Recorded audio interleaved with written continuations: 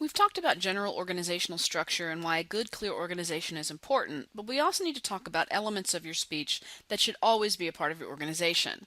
When we talk about each speech assignment in class, I'll go over what your outline should look like in terms of these elements we're getting ready to talk about.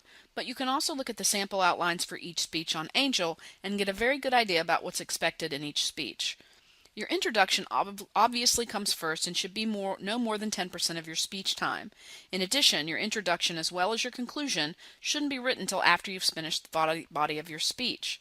That way, you won't spend time working on elements of an introduction that you end up having to delete because they were taken out of your speech when you finally put it together, and you'll have a better sense of what elements of your speech you want to highlight in the introduction and conclusion. Your book goes over a good number of strategies for introductions and conclusions in great detail, so I'm only going to cover a few of the more common strategies in this presentation. Make sure that you're familiar with all of your options though, but by reading the chapter on introductions and conclusions thoroughly. The first element of an introduction is the attention getter, which is supposed to do exactly what the name implies, get attention. Remember that saying you only get one chance to make a first impression? That's exactly the case in public speaking. So the first things you say are incredibly important because they can either engage an audience with you and your topic or turn them off completely. You control their decision to a large extent when you create your introduction. Again, your book talks extensively about different strategies, so I'll leave the deeper discussion to your book, but some common attention getters include quotes, statistics, and stories. Quotes should always actually be connected to your topic. Believe it or not, plenty of students have used quotes that had nothing to do with their topic to start speeches just because they like the power of the quote itself. Don't make that mistake. If you find a powerful quote linked to your topic, use it. And remember that the power of the quote to a large extent is linked to who says it. So be sure that you also state the source of your quote, and if it's not someone that people generally know, like the president or some well-known figure, you need to explain who that person is and why he or she is credible. Startling statistics are also a great way to start a speech. If you're reading and come across a statistic that shocks you, that's a good indication that your audience might have the same response, so consider using it for your attention getter. The more local the statistic, the better. So a statistic on cuts to education in Berks County is going to mean more to a Berks audience than a national statistic. Both can be useful, but the more local statistic will probably have more impact. Remember to always cite your source for the statistic. A story can grab people's attention and make them care about their topic like nothing else.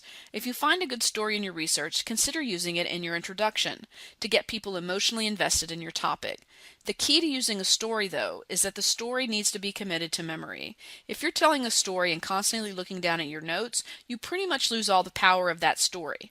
So if you decide to use a story, make sure that you know it by heart and you can look your audience in the eyes the whole time you're telling it.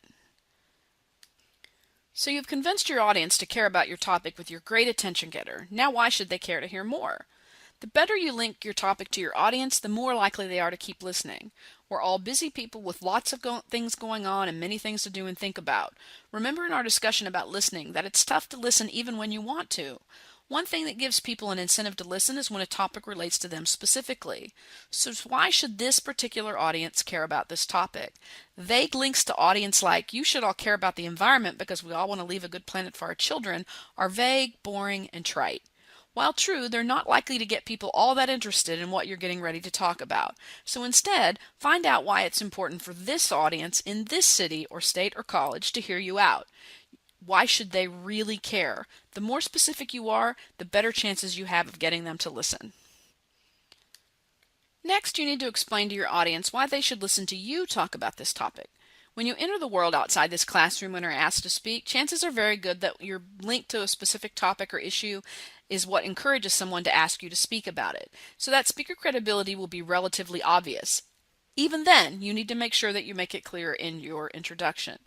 In the classroom, though, this is somewhat of an artificial setting, so you may just have to say that you're someone they should listen to because you've done research on the topic for the presentation. Outside of the classroom, however, you have to think about the best arguments for why your audience should listen to you, including thinking about issues of internal and external credibility that your book talks about. Establishing your credibility is also about establishing that you're there for purposes of goodwill. If your audience believes that you're there to genuinely help them, they're more likely to listen and to like you better, which makes you more persuasive. The next element of your introduction should be your preview to thesis and main points. Here you do exactly what it sounds like you do. You state your specific thesis and you list the main points you'll be addressing in your speech. Remember that parallel language is best when constructing your main points, so use it if you can. The next thing you'll do is transition to your first main point. You'll also use transitions in between all of your main points and from your final main point to your conclusion. All transitions should review and preview, and we'll talk about this specifically in class because it's tough to get the point across without being face-to-face. So we'll cover using transitions when we meet in class and talk about each speech assignment. Once you're finished with your final main point, you'll transition to the conclusion and then begin by restating your thesis and your main points. Here, all you literally need to do is take what you've said in the introduction and put it in the past tense. It's that easy. Just like with the introduction, your conclusion should be no more than 10% of your total speech time. And please make sure that the transition to your conclusion is not "and in conclusion" or "in summary."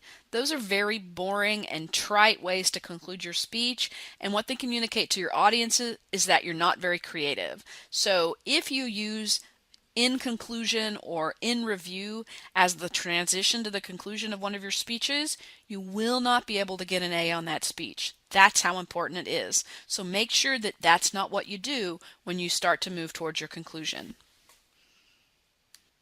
Every persuasive speech should have a call to action. It may make sense to have one in your informative speech too, but it's only required in your reaction and persuasive speeches.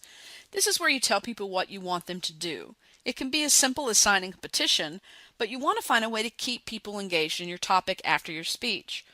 Remember to consider your audience here. Remember that early in their semester I mentioned that you wouldn't go to a group of college students and ask them for money because that would be a waste of a call to action since college students don't typically have a lot of money. But they do have time to volunteer and may even have volunteer requirements in their student organizations. So that would be a great call to action for their audience. You can save requests for donations for the audience that actually has money to donate. So think carefully about your call to action and don't waste it. Your clincher is similar to your attention getter in that its purpose is similar, and because you can use the same strategies for the attention getter as you do for the clincher. You want your clincher to be something that helps people remember your topic and sticks with them. So make it powerful. Again, you can use any of the things you're able to use in the attention getter. For example, if you started your speech with a story, perhaps you want to finish with that story. Give us the happy or even the not so happy ending in the conclusion, bringing your speech to full circle. Remember that your clincher shouldn't bring up any new information. It should emphasize what you've already argued and cement that idea in your audience's mind through its power.